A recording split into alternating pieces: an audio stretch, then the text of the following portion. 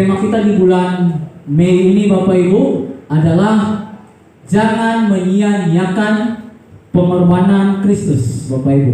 Dan tema kita minggu ini adalah hidup melayani.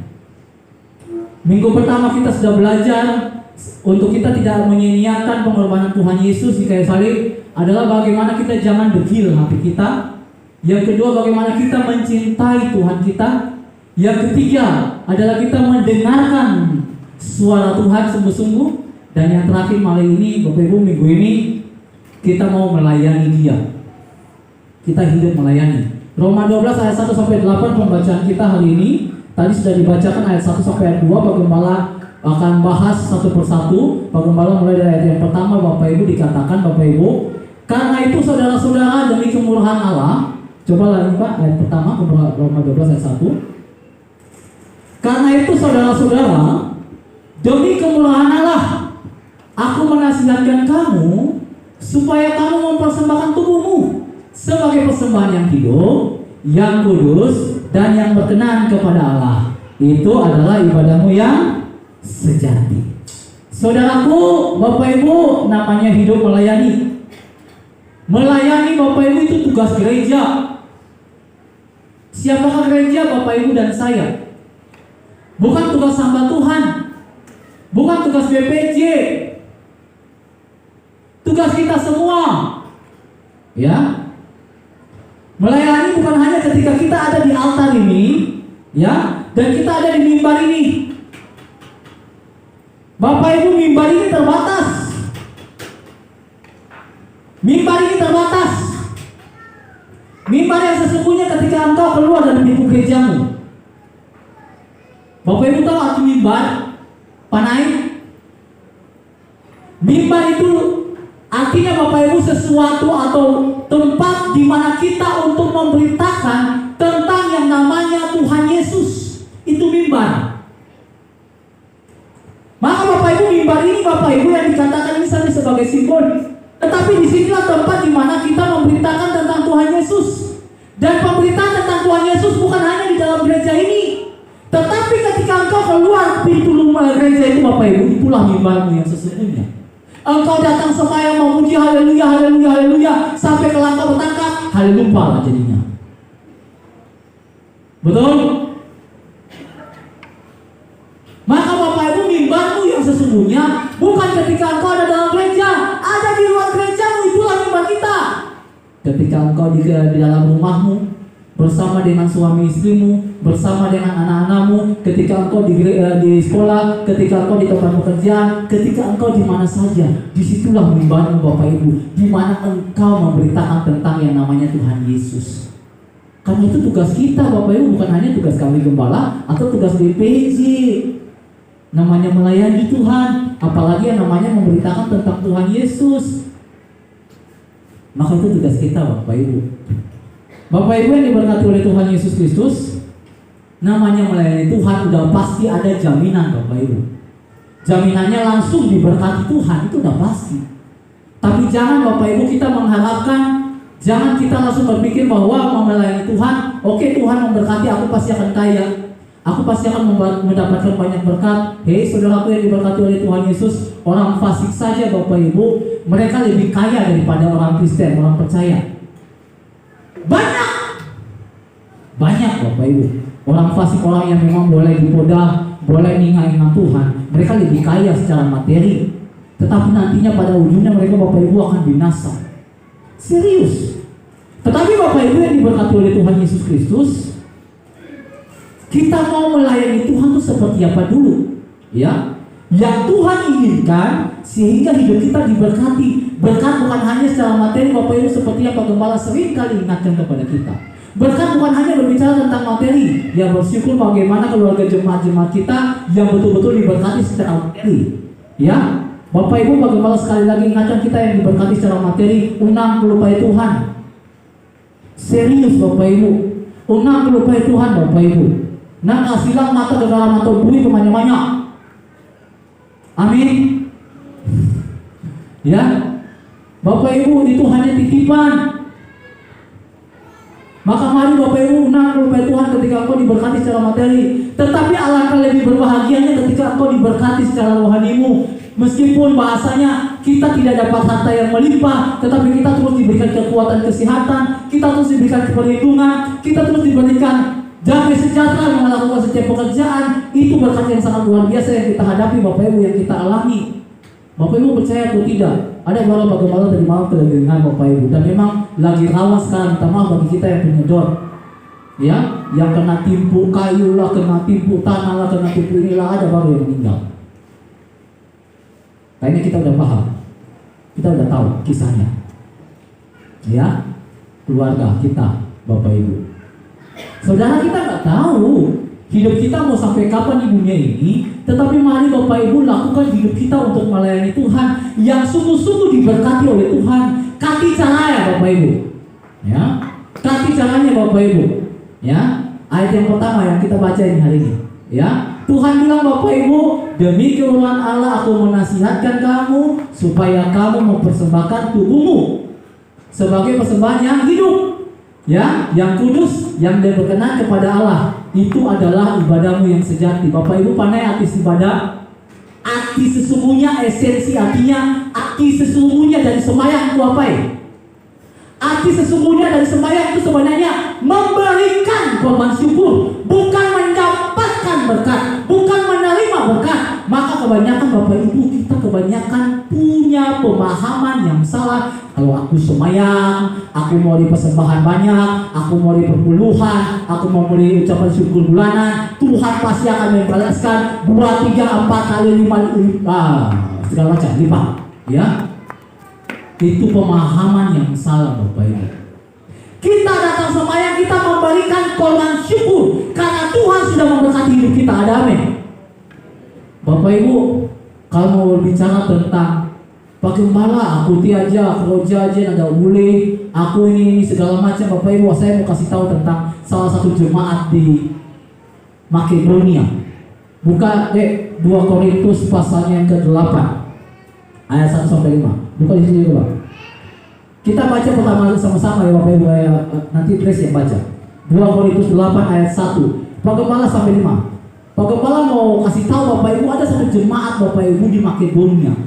Mereka miskin Bapak Ibu secara materi, tetapi mereka kekayaan. Mereka mendapatkan kekayaan secara apa? Rohani Bapak Ibu, ya, secara rohani. Yuk kita coba baca deh. 2 Korintus 8 ayat 1-5 sudah? Oke, baca deh, pakai mic hitam. Ya. 1. Saudara-saudara, kami hendak memberitahukan kepada kamu tentang kasih karunia yang dianugerahkan kepada jemaat-jemaat di Makedonia. Jemaat di Makedonia. Apa mereka?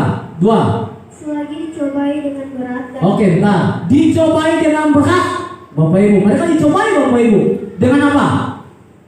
dalam pelbagai penderitaan. Sukacita mereka meluap dan meskipun mereka sangat miskin. Mereka sangat miskin. Terus? Namun mereka kaya dalam kemurahan. Ayat 3, buktinya apa? Aku beraksi bahwa mereka telah memberikan menurut kemampuan mereka. Iya, memberikan menurut kemampuan mereka. Bahkan melampaui kemampuan mereka. Melebihi atau melampaui kemampuan mereka. 4, apalagi buktinya? Dengan kerelaan sendiri. Kerelaan sendiri. Mereka meminta dan mendesak kepada kami. Mereka meminta dan mendesak kepada kami. Supaya mereka juga beroleh kasih karunia. Untuk apa? Untuk mengambil bagian dalam pelayanan. Mengambil bagian dalam pelayanan Bapak Ibu. Ya, kepada siapa? Kepada orang-orang kudus. Ayat 5 intinya. Mereka memberikan lebih banyak daripada yang kami harapkan. Luar biasa. Terus? Mereka memberikan diri mereka pertama-tama kepada Allah. Lalu? Oleh karena kehendak Allah juga kepada kami. Bapak Ibu bayangkan. Ayat 3 tadi, meskipun mereka miskin secara duniawi, secara harta, tapi mereka kaya dalam kemurahan. Bahkan dalam ayat 4, mereka betul-betul memaksa untuk mereka terlibat dalam pelayanan Bapak Ibu. Ya, Bapak Ibu, Pak Gembala sangat diberkati dengan jemaat Makedonia. Dan palingnya Bapak Ibu gembala-gembala kalau punya jemaat macam itu, serius, gembalanya tidak terlalu poning pala mikir jemaat-jemaat Bapak Ibu. Ya, jemaat Makedonia Bapak Ibu mereka hanya Meskipun kami miskin secara harta, tapi kami mau memberikan apa yang kami miliki. Bagaimana? Apa yang panen di talau? Bagaimana? Aku siap janji itu, bagaimana? Nang pikir masalah tuh. Woi palingnya bagaimana kalau dengan macam dia kok?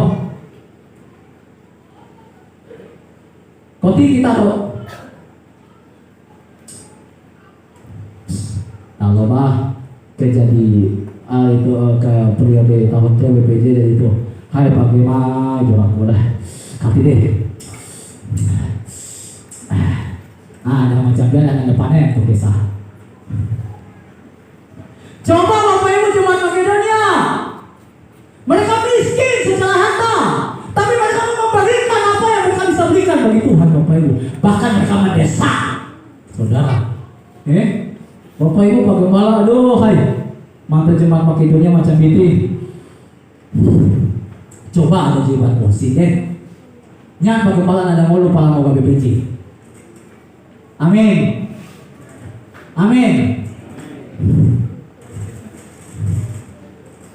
Nang cuma berkisah di kaki tangga Bapak Ibu. Supaya bagaimana ada mau lu kalau mau BPJ Bapak Ibu. Dan 2 periode itu. Bagaimana mau lu mau BPJ itu? Sikunonya boleh, sikunonya dah melonsu ke panganja bagaimana? Dah suah kena kisah pangan. Kati kisah.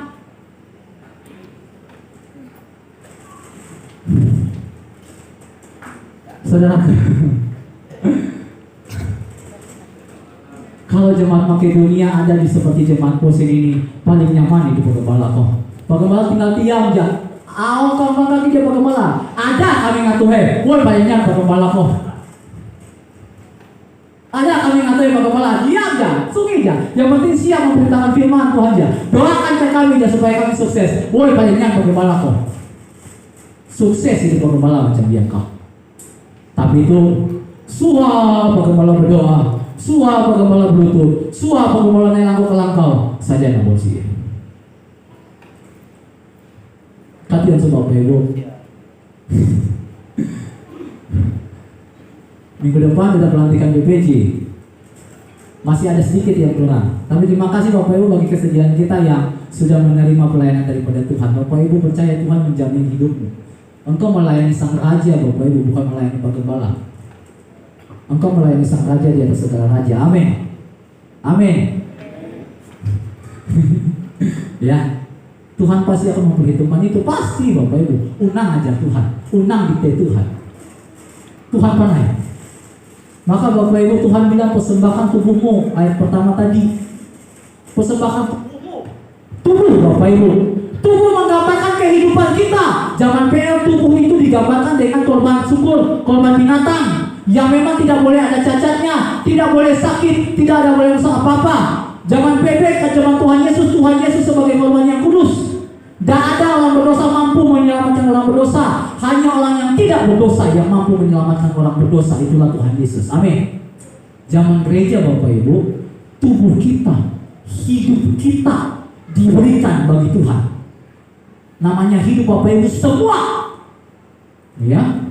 Semua Bapak Ibu, harta, keluarga, pekerjaan, semuanya Bapak Ibu diberikan bagi Tuhan. Karena Tuhan yang punya. Kini hanya kita apa yang kita punya itu hanya dititipkan. Maka Bapak Ibu supaya tubuh kita, hidup kita memuliakan Tuhan. Ayatnya yang kedua Pak, dikatakan Roma 12 ayat 2. Tuhan bilang apa? Janganlah kamu menjadi serupa dengan dunia ini. Ya, tetapi berubahlah oleh pembaharuan budimu. Itu dia Bapak Ibu. Ya, maka mari Bapak Ibu orang Kristen yang betul-betul melayani Tuhan, ya, dan mau diberkati Bapak Ibu, mari berilah dirimu Bapak Ibu untuk dipakai. Berilah hartamu untuk dipakai Tuhan. Berilah tenagamu untuk dipakai Tuhan. Berilah anakmu untuk dipakai Tuhan. Berilah hidupmu untuk dipakai Tuhan. Itu yang pertama. Yang kedua, hati cara bagaimana supaya kita diberkati dalam melayani Tuhan. Tuhan kasih cara Bapak Ibu adalah lakukan dengan iman. Ayat 3. Ayat 3 versi itu Bapak Ibu, Tuhan bilang Bapak Ibu, berdasarkan kasih karunia yang dianugerahkan kepadaku, Aku berkata kepada setiap orang di antara kamu, jangan kamu memikirkan hal-hal yang lebih tinggi daripada yang kamu pikirkan, tetapi hendaklah kamu berpikir begitu rupa, dikatakan, sehingga kamu menguasai diri menurut ukuran iman yang dianugerahkan Allah kepada kamu masing-masing. Iman Bapak Ibu, lakukan dengan iman. Bapak Ibu, namanya iman ya pasti Bapak Ibu. Ibrani 11 ayat 1 apa katanya? Iman adalah dasar dan segala pemenang kita Bapak Ibu, segala doa kita, segala apapun yang kita harapkan itu dasarnya dan bukti dari segala sesuatu yang kita lihat. Meskipun kita belum lihat secara jelas bagaimana jalan Tuhan, tapi kita beriman Tuhan pasti akan tolong. Itulah iman Bapak Ibu.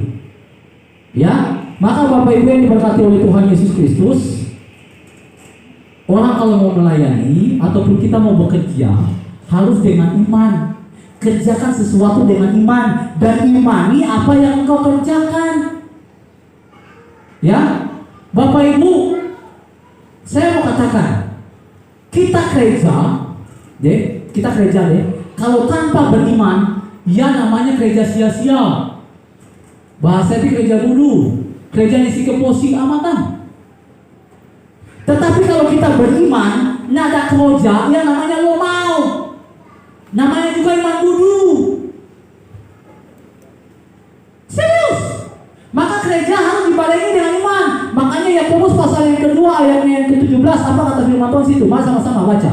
1, 2, 3. Demikian juga hanya dengan iman. Jika iman tidak disertai dengan perbuatan, maka iman itu adalah artinya adalah mati. Ayat yang ke-26 dikasih gambaran. Ayat 26 apa katanya? Sebab seperti tubuh tanpa roh adalah mati, demikianlah juga iman tanpa perbuatan-perbuatan adalah mati. Pak Gembala mau tanya, Tuhan kasih gambaran itu lewat tubuh dengan roh ya. Kalau di situ tubuh, nesi roh jadi apa? Mayat. Deh, tubuh nesi roh Bapak Ibu, tubuh nesi penyewa, jadi mayat. Kalau hanya roh nesi tubuh jadi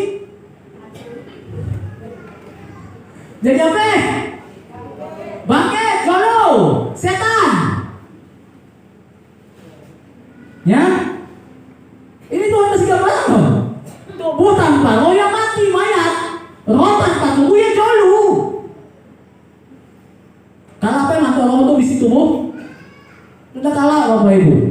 Nah, kalau tubuh tambah roh berarti itu jadi makhluk hidup, betul? Bisi tubuh, bisi penyewa, ya makhluk hidup namanya. Sama, gereja tanpa iman mati namanya. Kita beriman, ya si gereja, ya namanya iman kudu. Makanya gereja harus dibarengi dengan iman. Apa yang kita kerjakan, yakini bahwa Tuhan masih berkati. Kita tetap meyakini bahwa Tuhan masih memberkati apa yang kita kerjakan. Itu dia, amin.